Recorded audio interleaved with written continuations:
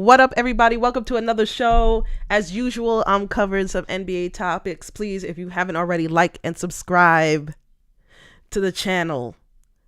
Today, we're going to talk about some interesting comments that Rich Paul, who's, LeBron's agent, best friend, said about the Miami Big Three.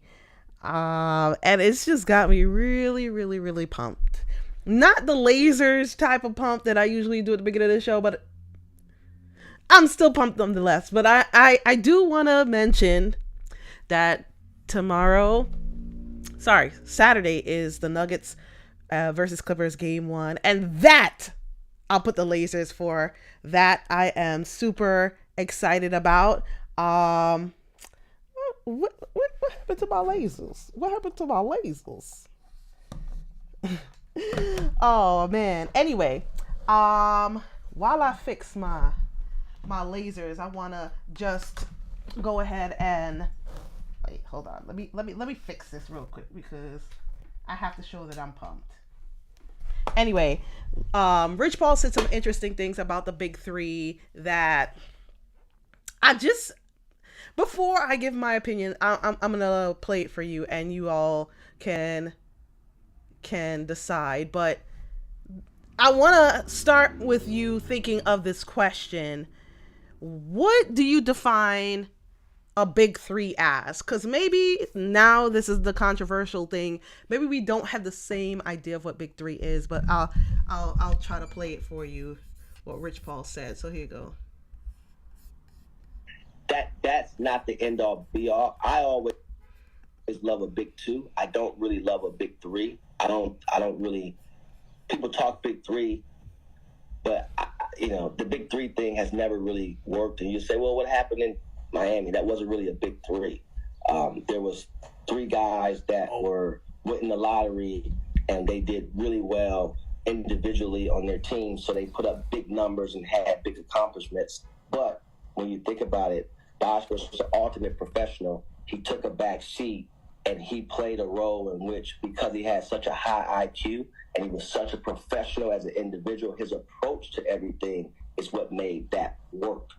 When you look in Boston, okay, you can say Ray Allen and Kevin Garnett and Paul Pierce was a big three. Again, thinking about names, but the way that offense was ran, Rondo's capability during that time, it was a lot different. When you seen people go for that, it never really worked. And I've had this conversation with several different, owners of teams, and having this.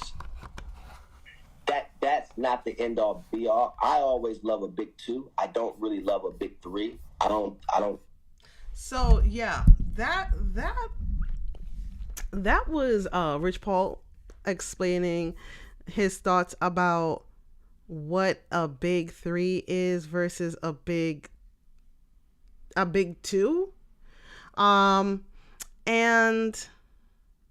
yeah, I'm not really sure if I agree with his statement. Let's just talk about it for a little bit. Chris Bosh was part of the Big Three in Miami. Let's make that really clear. There's no way you can say Chris Bosh wasn't a Big Three. I understand his theory about having three great people on one team and it's sometimes not working out. In this case, the fact that they had three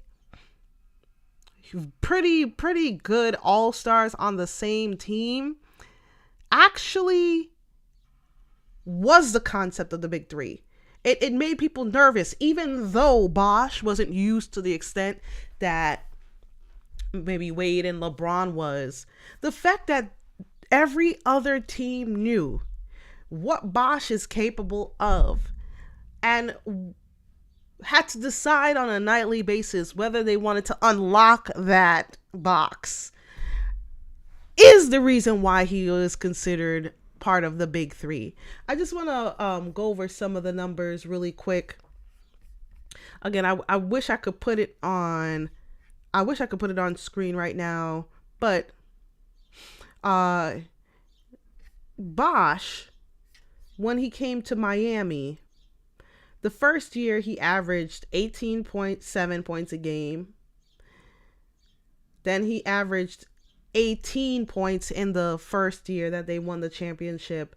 And then I think they won it again and he averaged 16. But that's not saying that, okay, he's just like a mid-level player averaging in the teens. It's the same concept. Yeah, the offense is focused on Wade and LeBron, but should another team decide to shut down Wade or shut down LeBron, the next man up is Bosh. That made him part of the big three. So I just went over Bosh's numbers, Wade's numbers for the 2 championship years: 22 points a game, 21 points a game. So about 3-4 more points than Bosh. And LeBron in the championship years had 27, 26, pretty much 27 both years. Yeah, he was the focal point. But these other 2 other points in the triangle were pretty big. I want to read a quote from someone that I saw on one of these NBA walls. They said Chris Bosh was an Olympic medalist who made 5 straight All-Star games and an all NBA leading up to his Miami career. He averaged 24 points per game and 10 rebounds per game his last year in Toronto, and led what was then a horrible organization to multiple playoff appearances. And LeBron and Wade were the 2 best in the Eastern Conference. It's just not adding up, Rich. So I don't know if you and LeBron are on like a controversial wave. I know when you say controversial things, it brings attention, and attention is value. I understand that. But to get up on a mic and say that Chris Bosh wasn't part of the big three, you don't believe in big threes, he took a back seat, I think that's kind of like a slap in the face to Chris Bosh. Why'd you do it? I'm not sure. Maybe because Chris Bosh, I mean, if Chris Bosh got up tomorrow and said, hey, what Chris said, what Rich said was wrong, disrespect, or got upset, maybe it's because you just wouldn't care, because he's not going to be like ruining any deals for you or anything like that. It's just kind of weird for you to say that, though. Someone on the internet said that it's funny how back in the day when this team was together, or they formulated a team and they're trying to, market it, you were down for saying that they were a big three. If you weren't down for Bosh, LeBron, and Wade to be called a big three, then why did you let it happen while they were actively on the same team? If you kind of disagreed with it, you kind of would have shut it down. But I guess back then, because marketing helps, it didn't really matter, right? You just went along with it. It's not making any sense. So, with that said, listen, Rich, maybe we just don't have the same idea of what a big three is, but it's kind of out of control to say that Chris Bosh wasn't part of the big three. Anyway, with that said, I want to end the show by saying copper coloring book. All right, it's Passport to Play. Any of y'all with kids just traveling, it will help you as you're in airports or want some quiet time and give your kids some activity to do. The coloring book covers the different countries and the sports that are played in each country.